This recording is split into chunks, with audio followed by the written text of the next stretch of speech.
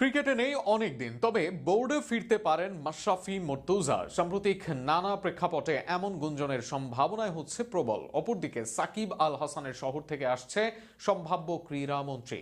কে হতে পারেন সেই মন্ত্রী? শেষ পর্যন্ত কি বোর্ডে আসবেন ম্যাশ? তা নিয়ে থাকছে প্রতিবেদন। বাংলাদেশের ক্রিকেটে দুই উজ্জ্বল নক্ষত্র। দেশের ক্রিকেটের এই অবস্থানে আসার পিছনে যাদের বড় অবদান, তবে রাজনৈতিক প্রেক্ষাপট পরিবর্তনে সাকিব মাশরাফি হয়ে গেলেন ক্রিকেট থেকেই ব্রেত। সাকিব আল হাসান তো দেশেই আসতে পারছেন না, ম্যাচও নেই ক্রিকেটের আশেপাশে। তবে অবস্থার আসতে যাচ্ছে পরিবর্তন। বর্তমানে বোর্ডের দায়িত্বে আসতে পারেন মাশরাফি নিজেই।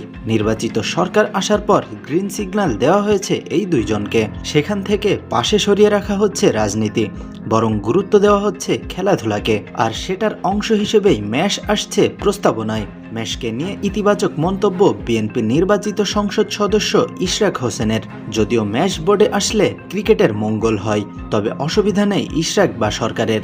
এমন ভিন্নধর্মী রাজনীতি করলেও সাবেক অধিনায়কের পাশেই ইশরাক। খেলার সাথে রাজনীতি মিশ্রণ করতে চান না তিনি। একই সাথে ইশরাক মনে করেন ম্যাচ বা সাকিব দ্বারা হয়নি কোনো গণহত্যা। এমনকি মাশরাফি জুলাইয়ের বিপক্ষে ছিলেন না বলেও মন্তব্য এই নির্বাচিত এমপির। অপরদিকে দেশে আসার ব্যাপারে সাকিবের গুঞ্জন শোনা গেছে।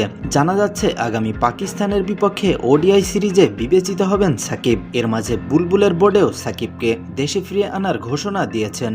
নতুন সরকারও সাকিবের ব্যাপারে সহনশীল অবস্থানে আছেন। সাম্প্রতিক নানা সাক্ষাৎকারেও সাকিব খেলার জন্য উদগ্রীব থাকার বিষয়টি জানিয়েছেন।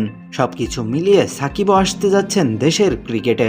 আবার সাকিবের শহর থেকে আসতে যাচ্ছে নতুন ক্রীড়া সভাপতি। প্রস্তাবিত মন্ত্রী পরিষদে মন্ত্রী হিসেবে আলোচিত নাম নিতাই রায়। বর্ষিয়ান এই রাজনীতিবিদ নির্বাচিত হচ্ছেন সাকিব আল হাসানের আসন মাগুরা 2 থেকে।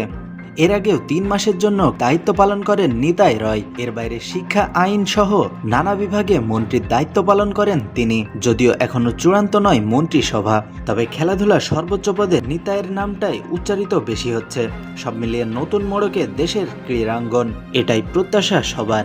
সেই প্রত্যাশা হোক সকল কাজের মিলন। একই সাথে রাজনীতিকে একপাশে রেখে এগিয়ে যাবে দেশের ক্রীড়াঙ্গন, এমনটাই চাওয়া সবার।